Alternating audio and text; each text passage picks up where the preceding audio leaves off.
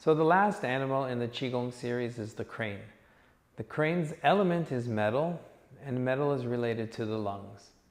So you're going to see a lot of movements with expanding of the rib cage and with deep inhalations to utilize and maximize our lung capacity. So just with all the other animals, the crane also has its own hand mudra. And with this, it's going to emulate, look like some feathers. So with the hand extended out, we're going to slightly elevate the index finger and the pinky while we press down with the middle finger and the ring finger. So this is what it looks like. So it looks similar to the deer. The deer, we had these two curled in. So this one, everything's extended,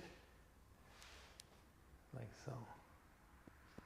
Lifting and raising these two fingers, but keeping those middle two fingers extended and extending the thumb as well. Okay? That's quite simple. So with the crane, we're going to start with a slightly wider stance. And then we're going to sink down and place one hand on top of the other.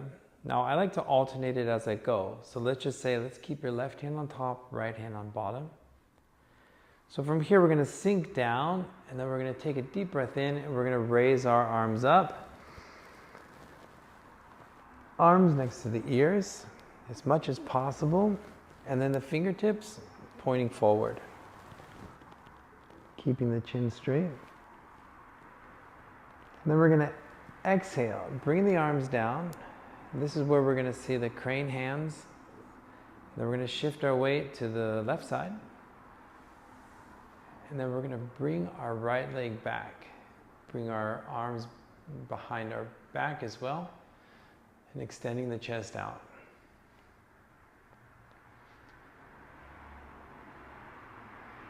Then we bring our right leg down. And this time we're going to cross and put the right hand on top of the left. Okay, so the first part of this is fairly easy. So as we sink down, inhale coming up, fingertips pointing forward. And then we're going to exhale. So the arms come down, shift your weight onto the right side. You can bring your left leg in and then bring it back. So this is definitely working our balance. But yet here also, one way to make this effective and to be successful is that you really bring your chest out and your arms back as your left leg extends back, or it doesn't matter which side you're on, but when your leg extends back, that you really commit to this movement and extend your chest forward. If you collapse your chest or you're nervous about being in such a position, it is going to make it a little bit more difficult for your balance. If you don't want to lean so far forward, you can easily keep your body a little more upright. But regardless, we're still working the chest, working the lungs. So from here, bring the shoulders back, extend the chest, looking forward as you bring your leg back. So from the side,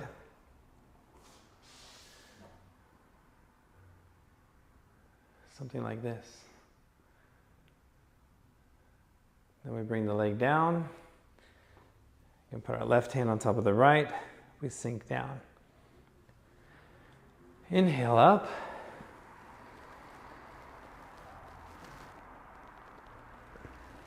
Exhale. So I'm going to shift my weight to the left. Bring my right leg back.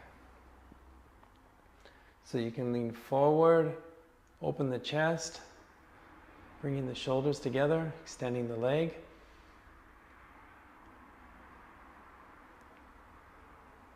And back. Inhale.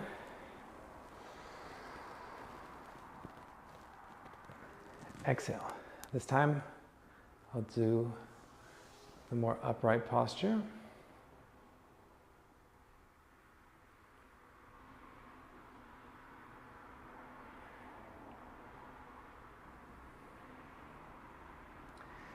And so also, if you feel like that's too much for you, if you're standing upright and you just feel like your balance is not quite there, another option that you can do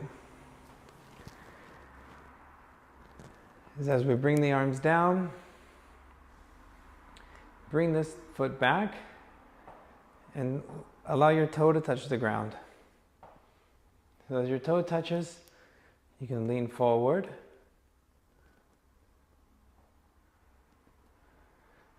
Extending the chest, bringing the arms back. And as you gain more stability, you can gently start to lift your leg off the ground until eventually you can raise it higher. So the way that I teach and the way that I expect my students to practice is not so much about everything needs to be the best, but we need to focus on doing things correctly, knowing what areas of the body we're working on, and then being able to work within your limits for where you are now. If you practice diligently and over time, and actually in a matter of no time, weeks, less than a couple months, you will be able to see improvements if you're practicing at least once a week, if not more. So let's do the first position of the crane together one more time. So we sink down, left hand on top of the right. So we sink down and then up, taking a deep breath in. Remember, fingertips pointing forward. And then exhale, I'm going to shift to the left, bring the right leg back, extending the chest, the neck, arching the back, and then bringing the right foot back down. This time, right hand on top of the left, sinking down. Inhale, coming up. Exhale, shift to the right, bringing the left leg back, extending the chest, arms back, and then back down.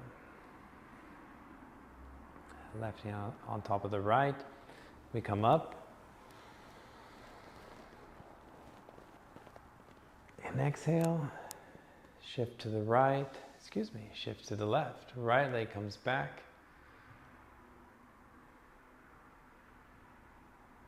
and back down. This time, right hand on top of the left. Inhale, coming up.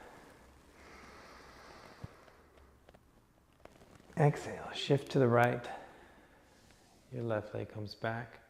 So make sure fingers are extended, everything is open and extended. And then bring your left leg down. And then we're going to move into the second posture for the crane.